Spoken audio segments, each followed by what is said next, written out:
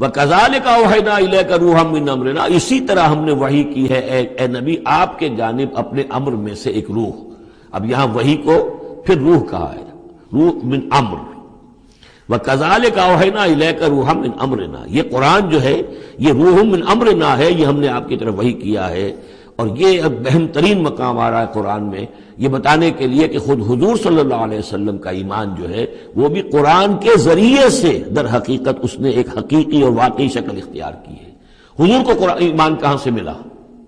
حضور خود جو ہے وہ تو ایک ایمان کی دہکتی ہوئی بھٹی تھے کہ جو بھی آپ کے قریب آیا اسے ایمان مل گیا۔ اگر اس کے اندر اگر تو بیڈ کنڈکٹر آف ہیٹ ہے تو ظاہر بات ہے کہ بھٹی کے سامنے بیٹھ جاؤ کچھ بھی ہو جاؤ، بیڈ کنڈکٹر کو تو ہیٹ نہیں پہنچے گی، لیکن گڈ کنڈکٹر ہوگا تو جو بھی ہوگا بھٹی کے سامنے ہوگا اس سے حرارت پہنچ جائے گی۔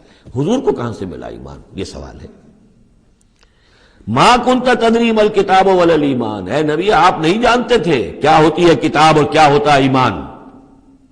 نہ آپ نے کوئی کتاب پڑھی تھی، نہ آپ نے کوئی تعلیم حاصل کی تھی، نہ آپ نے تورات پڑھی تھی، آپ تو ان چیزوں سے ناواقف تھے، آپ تو امیین میں سے تھے۔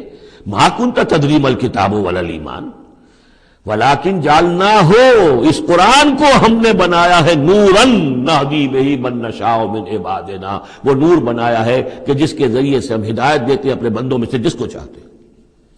اور یہ سب سے پہلے یوں سمجھیے جو میں نے عرض کیا ہے کہ فطرت انسانی میں ڈورمنٹ ایمان موجود ہے، تو روح محمدی میں سب سے زیادہ قوی، جیسے پیٹرول کی مثال آئی تھی کہ ذرا سی وہ دیوار سلائی ابھی دور ہی ہوگی، پیٹرول آگے بڑھ کر جو ہے اس کو پکڑ لے گا۔